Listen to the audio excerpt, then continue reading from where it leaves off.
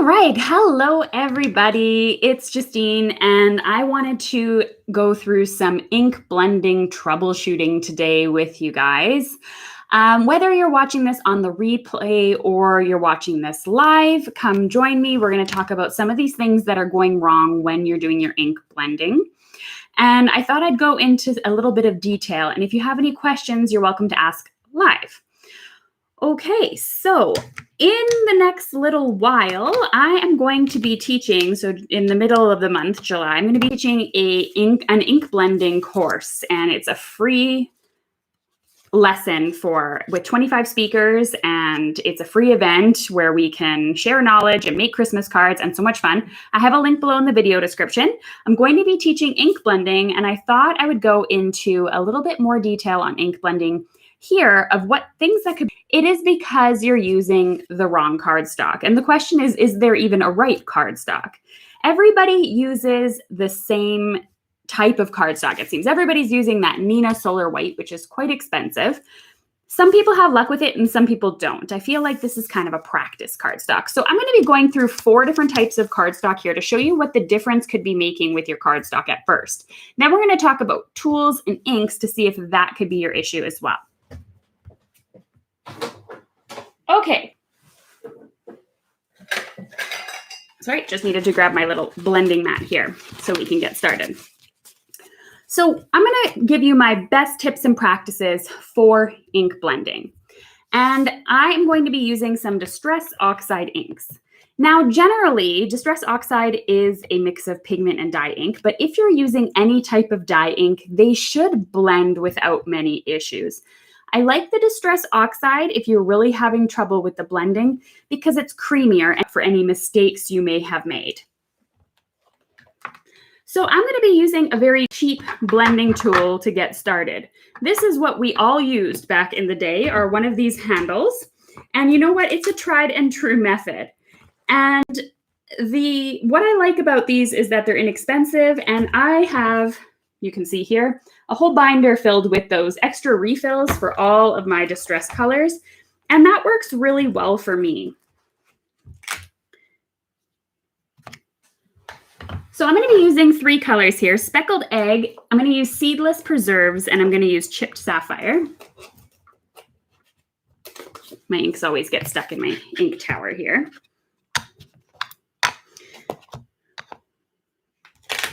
And we're going to start blending on a few different cardstocks to show you the difference of what could be happening. And if you guys have questions, whether in the live or after, feel free to pop them in. Or if you have advice for anybody, definitely throw that in, because this is all a learning experience. And what works for you or what works for me, I don't know, maybe it won't always work for you. So the best practice I find is starting off your cardstock and working your way in a circular motion. I put relatively no pressure on my hand when I'm doing this. And if you have really juicy ink pads, then the color is going to go pretty quickly anyway. However, it is always worth it to let the color build up without the pressure on your hand, rather than putting all that pressure and then getting those harsh lines.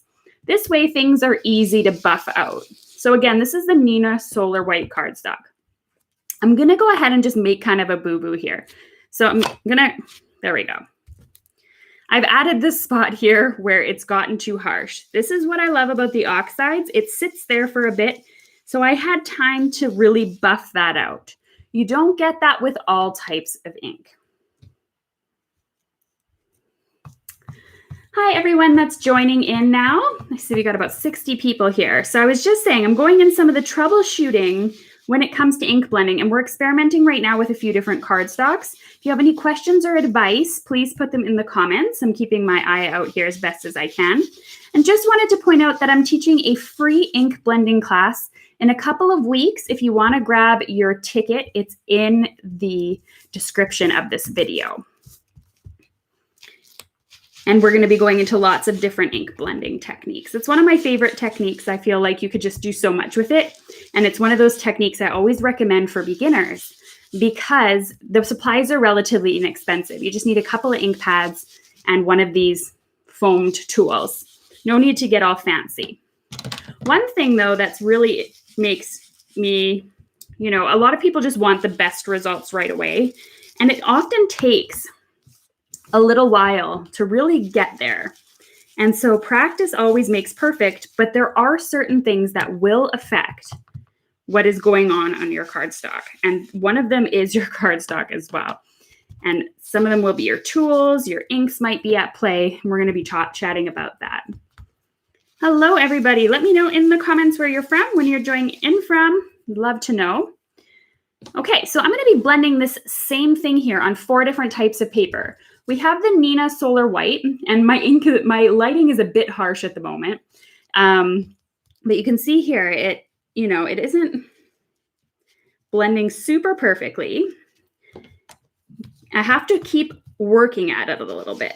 And that's one of the things where I say some people have the patience and some people don't. And it really is a lot of the times a patience game. So you can see I'm already getting it to work better between the purple and the speckled egg. So we're going to compare them all at the end, no worries. The next thing I'm going to use is probably the one I see recommended the most, and that's Bristol Smooth. And this you can get on Amazon. You can get them at a lot of art stores, Michael's, Joann's, that type of thing. Okay, so I'm going to go ahead and go in again. And it is a very smooth cardstock. And again, it's got not a gloss to it, but it's so smooth that it's hard to really get any harsh lines. There's not a lot of texture on this paper whatsoever. And this is what so many people swear by.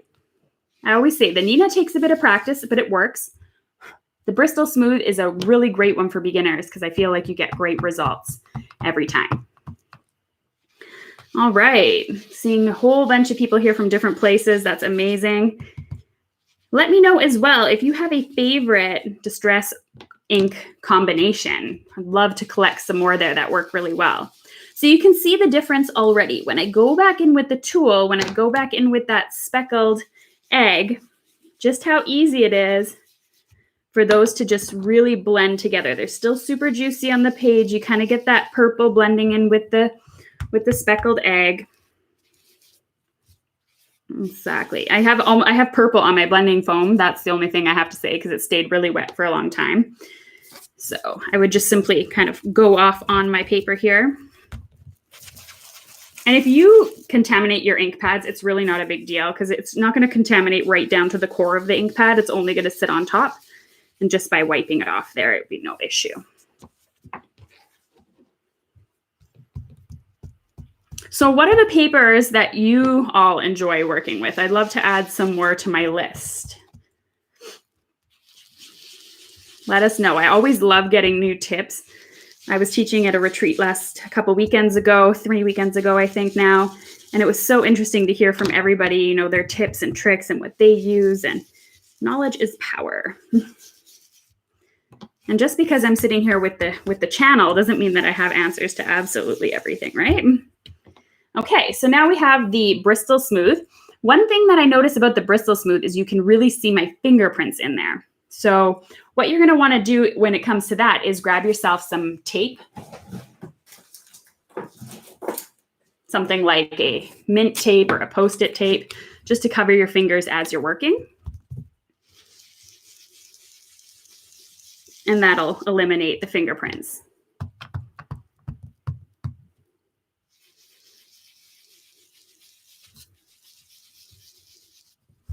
Okay. And as I said, any type of dye ink generally is going to blend quite well. Okay, so I now have these all done here. And I have to say that was definitely a really pleasant ink blending experience. It's also smooth. And you can keep working on it. I always say it's not done until you're happy. Go a little bit lighter. Try to get those to blend really nicely together. Now I'm going to go into some cardstock here. And this is also a Neenah brand, but this is Exact Index. So this is, like, if you ever buy a ream of Neenah, it's like $50 for the Solar White. The Exact Index runs for, I think, 10. It's a little bit on the cheaper side, and it's really great for gel printing, which is why I had originally invested in it. And I'm going to show you now how it works with ink blending. I've actually never ink blended on this before, but it's always good to test out your cardstock. Hey, everybody. Thanks so much for joining in. Got 94 people here already. So if you want to go into the ink blending troubleshooting with me today, you're in the right place. If you want some great ink blending techniques, check out the free class that I'm teaching below in the video description. It's on the July 14th weekend, there on the Sunday. You can catch a replay with a VIP ticket, but if you join in live, it's free. So that's super awesome. Just be sure to grab your ticket. It's on early bird pricing right now if you're getting the VIP. But as I said, it's free if you want it to be. Okay, so going in, ink blending. You can see here, I'm actually not having the best of luck when it comes to blending these together. This paper is so thin and it is not liking the tool. So this is what I mean when you're not getting that luck with your ink blending. It could be your paper. Let's take a look. We're still going to do one more, but let's take a look at what these all look like. So you have a little bit of a smoother look.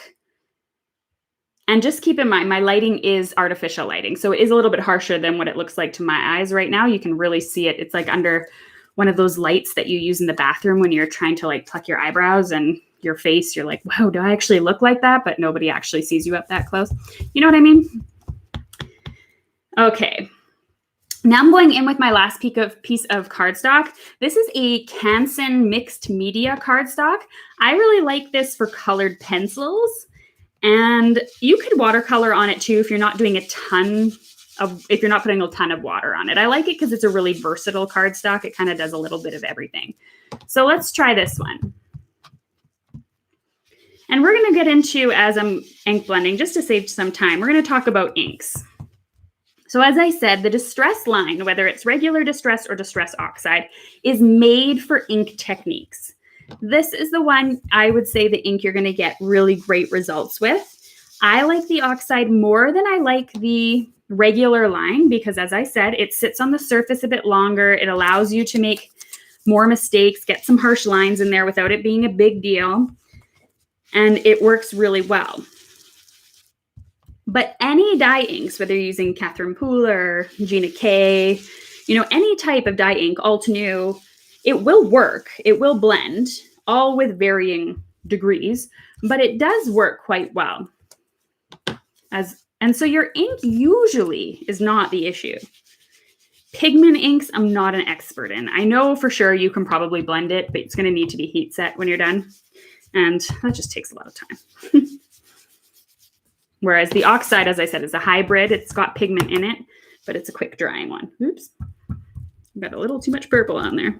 I think I just dunked it in my purple. See what happens when you do things live? Okay, so let's get this in there. So we're going to have a little bit of a purpley speckled egg color, which isn't a big deal. Okay, but the idea is to see it how it blends anyway, so it's not really a big deal. Okay, so we have, let's clean up,